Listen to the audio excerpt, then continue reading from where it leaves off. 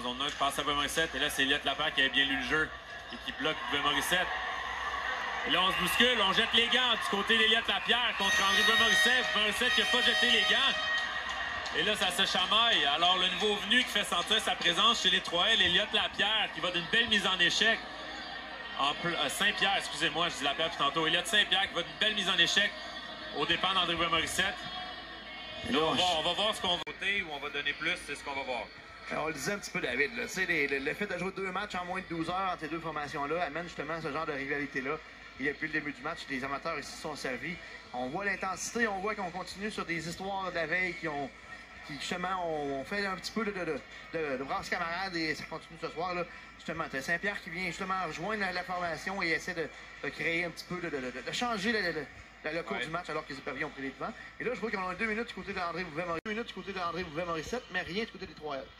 Donc, on vient justement de tout. Ça va être 4 contre 4 pendant 2 minutes. Donc, petite séquence de jeu à 4 contre 4, ça va faire du jeu ouvert, ça va être intéressant.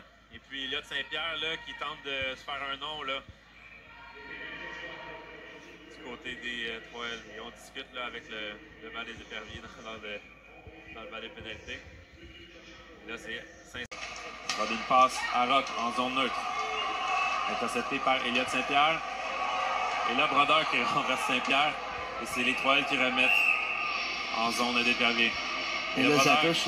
Et là, Brodeur qui parle à Boursois. Il y a les Rock qui s'en mêlent. Et là, c'est ce qui est drôle, parce que t'as Gabira qui est loin du jeu. Quand il s'approche, les deux joueurs s'éloignent subtilement. Et il fait son travail de policier jusqu'à présent chez les Éperviers du côté de Gabira, David. Oui, puis on a vu Brodeur là, qui a un petit peu mal à partir avec Saint-Pierre sur la dernière séquence. Est-ce que c'est parce que Brodeur n'aurait pas apprécié là, ce qui s'est passé plus tôt avec Saint-Pierre et André Bouvet-Morissette? J'ai tendance à te dire que oui. Oui, là on va sur la reprise. Ah, c'est Saint-Pierre. Quand Brodeur s'est approché, c'est Saint-Pierre qui est allé d'un coup d'épaule que Brodeur n'a pas apprécié. Alors le jeune Saint-Pierre qui démontre beaucoup de fougue à date en première période. Et Saint-Pierre qui démontre beaucoup de fougue à date en première période. Et Brodeur qui a été chassé pour rudesse sur la dernière séquence envers le geste qu'il a fait à Saint-Pierre. Donc Saint-Pierre qui va chercher un avantage numérique pour les 3L. Donc les 3L qui ont une autre chance là, de combler l'écart. Charbonneau à la pointe par les 3L.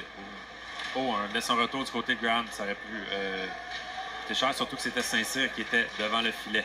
Asselin réussit à remettre dans le fond de la zone. Saint-Cyr avec la rondelle toujours, il va de revers. Et Graham, et là c'est Brodeur.